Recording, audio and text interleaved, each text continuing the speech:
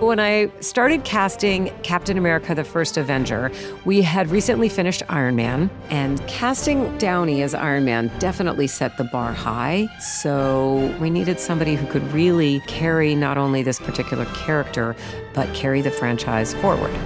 I'm Sarah Halley Finn. I'm a casting director, and I've been casting all the MCU movies since the very first Iron Man.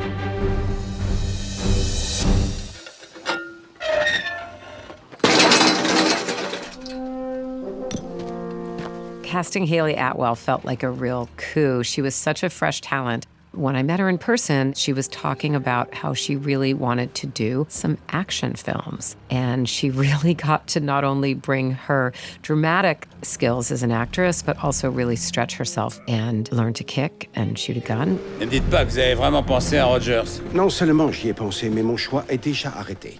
Seeing Stanley Tucci again makes me smile. It was such a thrill to get to cast him and Tommy Lee Jones. We knew we needed somebody formidable in these roles.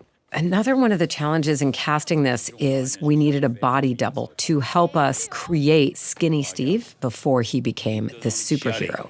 Comprenez que mon choix ne s'arrête pas à des qualités physiques. We knew Chris would put on a lot of muscle, transforming into the incredible shape that we saw him in the film.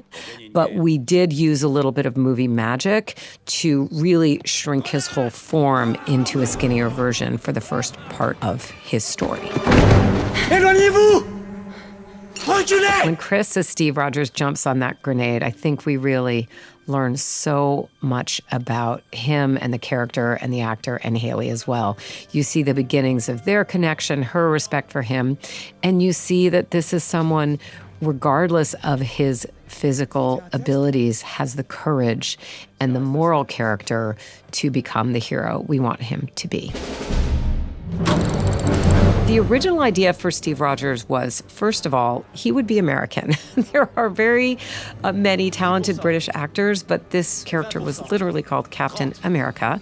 And so we did draw some limitations on who we would see. He was described as square-jawed and athletic. He'd have to be noble, reliable, and brave, and very morally centered, which is something that's actually not that easy to cast. It's a very subjective quality, but it's an inherent and essential quality that we were looking for in the actors that we were seeing.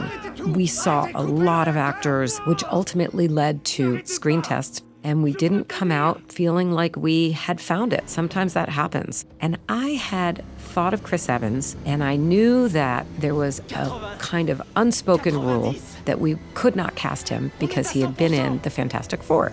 After we had been casting for a while and done our series of tests, we were meeting and talking about our choices. I asked an uncomfortable question, which was, why can't we consider Chris Evans? At the end of that meeting, we came away with more openness than had existed before.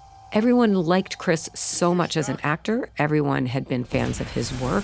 And I think because he had so many qualities that were aligned with the character, we actually came away from that thinking that maybe we could break our own rule. Chris wasn't even sure that he wanted to take on this role. This would be a whole new level of responsibility and celebrity. That hesitance, of course, made everyone want him even more because this was evidence that this was the person to bring that very humility to the screen that we were looking for. Comment vous vous sentez? Plus grand.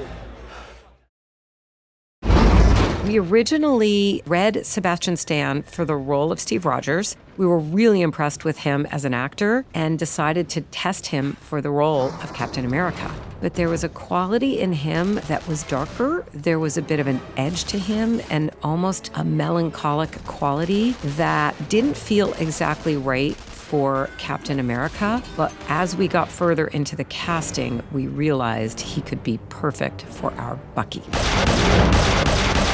At that time, early in the MCU, I did not know where all this was going. So the fact that Chris Evans is going to be returning for Doomsday was very mind-blowing and exciting for audiences, as it was for me when I first heard the news. It's extraordinary that we're able to bring Chris back and continue the storytelling over this many years and these many stories. That's all for now. It's been so fun talking with you. Thanks for listening. J'allais en faire qu'une bouchée, je sais.